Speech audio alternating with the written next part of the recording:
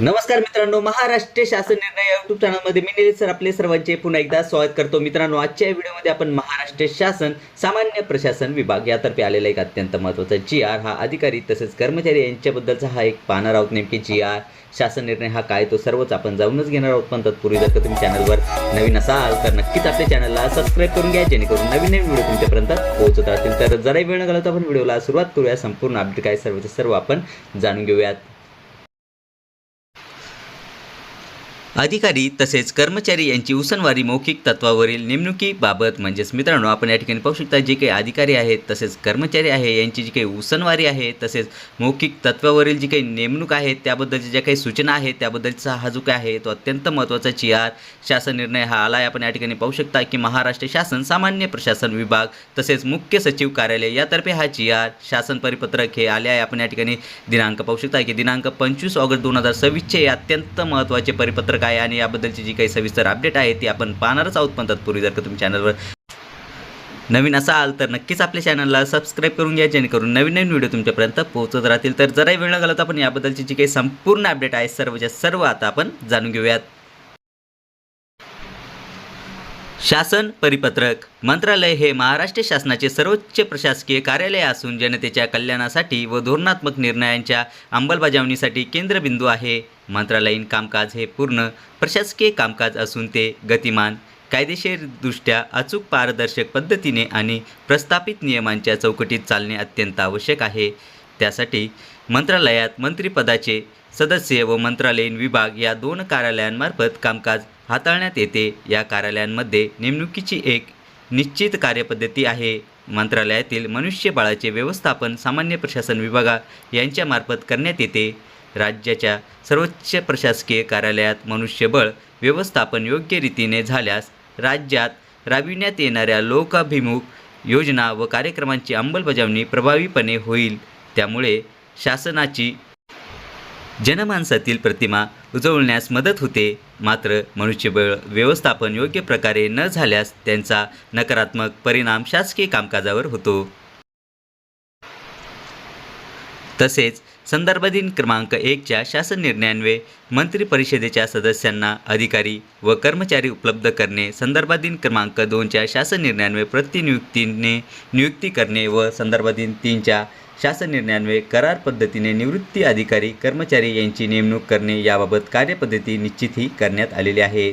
तसेच असे असेल तरी विहित कार्यपद्धतीचे अवलंब न करता माननीय मंत्री व मंत्रालयीन विभाग, मूळ मंत्रालयीन विभाग, अपर मुख्य सचिव, सामान्य प्रशासन सेवा, मुख्य सचिव व माननीय मुख्यमंत्री महोदय यांची मान्यता न घेता बाह्य कार्यालयातून प्रतिनियुक्तीवर, उसनवारीवर किंवा केवळ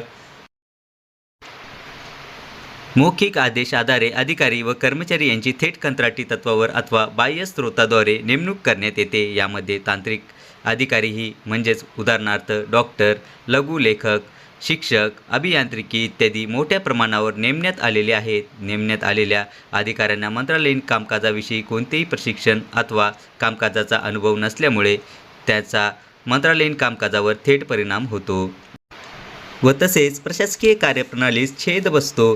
तसेच उसनवारी मौखिक तत्वावर भरण्यात आलेल्या अधिकारी तसेच कर्मचारी यांच्यामुळे दोन्ही कार्यालयांना रिक्त पदे भरणे अडचणीचे ठरते. त्यामुळे मूळ विभागाचे कामकाजावर विपरीत परिणाम होतो आणि प्रशासकीय अडचण निर्माण होते. तसेच मूळ विभागात घेतलेल्या प्रशिक्षण व्यर्थ जाते. वास्तविक पाहता माननीय मंत्री कार्यालय व मंत्रालयात चालणारे कामकाज हे संपूर्णतः प्रशासकीय स्वरूपाचे असून अत्यंत संवेदनशील असते. त्यामुळे या कार्यालयात प्रामाणिकपणाचे प्रमाणपत्र म्हणजेच की इंटग्रिटी सर्टिफिकेट, तसेच चरित्र प्रमाणपत्र, तसेच गोपनीयता अहवाल, तसेच विभागीय चौकशी व इतर सेवाविषयक बाबी यांची पडताळणी करणे आवश्यक असते. उसनवारी मौखिकरित्या तत्वाच्या नेमणुकीमध्ये त्यापैकी कोणतीही पडताळणी करण्यात येत नाही. तसेच शासनामार्फत काही संवर्ग किंवा पदे ही कालबाह्य किंवा मृत संवर्ग करण्यात आली आहेत. त्या संवर्गातील सेवानिवृत्त अधिकारी तसेच कर्मचारी यांना कंत्राटी पद्धतीने मुदतवाढ देण्याची पद्धत अयोग्य आहे.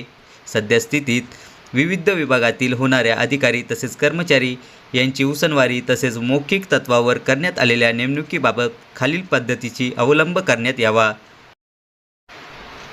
यामध्ये सर्वात पहिली जी काही कार्यपद्धती आहे यामध्ये आपण या ठिकाणी पाहू शकता की उसनवारी मौखिक नेमणूक तत्काळ रद्द करणे, तसेच माननीय मंत्री कार्यालयातील व मंत्रालयीन विभागात कार्यरत उसनवारी मौखिक तत्वावर त्यांच्या नेमणुका तत्काळ रद्द कराव्यात व त्यांना त्यांच्या मूळ कार्यालयात परत पाठविण्याची कारवाई सर्व संबंधित मंत्री कार्यालय, मंत्री आस्थापना, मंत्रालयीन विभागांनी दिनांक 10 सप्टेंबर 2026 पर्यंत पूर्णही करण्यात यावी.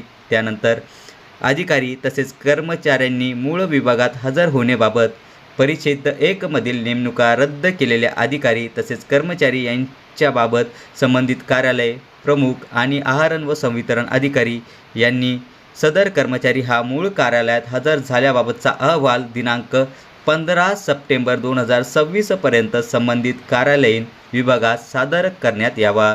तसेच सदर कर्मचारी मूळ कार्यालयात हजर न झाल्यास सदर कर्मचाऱ्याचे वेतन बंद करावे. तसेच याबाबतचा अहवाल ही मंत्रालयीन विभागाच्या अप्पर मुख्य सचिव, प्रधान सचिव, सचिव यांनी मुख्य सचिव कार्यालयास दिनांक 20 सप्टेंबर 2026 पर्यंत सादर करावा. भविष्यात अशा पद्धतीची पुनरावृत्ती झाल्यास महाराष्ट्र नागरी सेवा शिस्त व अपील 1979 नुसार कारवाई करण्यात यावी. यानंतरची जी काही सूचना आहे मित्रांनो, आपण या ठिकाणी पाहू शकता की उसनवारी तसेच मौखिक नेमणूक करण्यात आलेल्या अधिकारी तसेच कर्मचारी मंत्रालयीन प्रवेशपत्र जमा करण्याबाबत.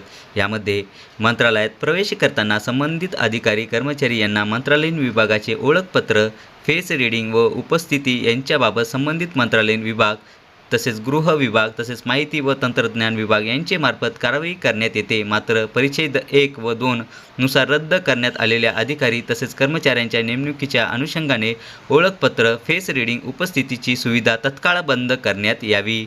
तसेच माननीय मंत्री कार्यालयातील अधिकारी तसेच कर्मचारी यांची नेमणूक करताना घ्यावयाची दक्षता.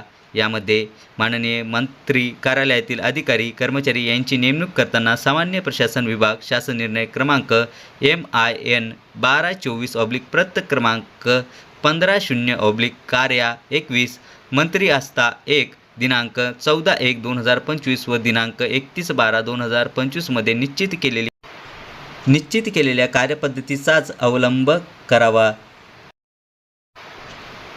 यानंतरील जी काही सूचना आहे मित्रांनो 5व्या क्रमांकाची, ती म्हणजे की सावधी पदे वाढविणे व इतर बाबी संदर्भात करावयाच्या कारवाई. माननीय मंत्री कार्यालयांमध्ये मंजूर पदांपेक्षा जास्त अधिकारी व कर्मचारी निकड असल्यास पदे रूपांतरित करणे तसेच पद उन्नत करणे, वेतन श्रेणी वाढवणे व या संदर्भात संबंधित माननीय मंत्री कार्यालयाने माननीय मुख्यमंत्री महोदयांच्या मान्यतेकरिता पदांची संख्या वाढवण्याच्या प्रस्तावास सादर करण्यात यावा आणि ती पदे नियमित विहित पद्धतीनेच भरण्यात यावी. तसेच प्रसंगता असे नमूद करण्यात येते की ज्या मंत्र्यांकडे सदर कर्मचारी तसेच अधिकारी आवश्यक आहेत तो विभाग व ज्या विभागाचा कर्मचारी अधिकारी आहे अशा दोन्ही विभागांच्या सचिवांनी एकत्रित प्रस्ताव सामान्य प्रशासन विभाग कार्यसन प्रशासन 1, 2, 3 मार्फत अमुस सेवा मुख्य सचिव यांचे मार्फत माननीय मुख्यमंत्री महोदयांना सादर करावा.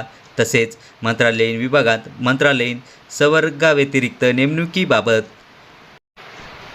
यामध्ये मंत्रालयीन विभागात मंत्रालयीन संवर्गात व्यतिरिक्त एखाद्या मंत्रालयीन संवर्गातील पदावर इतर कोणत्याही मार्गाने अधिकारी व कर्मचारी यांची नेमणूक करावयाची असल्यास संबंधित विभागाच्या सचिवांनी तसा प्रस्ताव सामान्य प्रशासन विभाग कार्यसन 1, 2, 3 यांचे मार्फत प्रस्ताव अप्पर मुख्य सचिव सामान्य प्रशासन सेवा यांच्या मान्यतेने मुख्य सचिवांमार्फत माननीय मुख्यमंत्री महोदयांना सादर करण्यात याव्यात. अधीनस्थ कार्यालयातील अधिकारी व कर्मचारी उसनवारी तसेच मौखिकरित्या नेमणूक करण्यात येऊ नये. तसेच मंत्रालयीन मनुष्यबळ व्यवस्थापन करण्याकरिता उपाययोजना. मंत्रालयीन संवर्गाच्या कार्यक्षम व्यवस्थापनासाठी त्यांच्या सेवाविषयक समस्यांचे निराकरण करण्याकरिसाठी आणि प्रशासकीय शिस्त कायम ठेवण्यासाठी मंत्रालयात स्वतंत्रपणे प्रशासकीय यंत्रणा निर्माण करण्याची गरज आहे. यामुळे मंत्रालयीन संवर्गाचे प्रशिक्षण धोरण, वेळेवर पदोन्नत्या आणि सेवाविषयक अटींचे योग्य नियम होईल.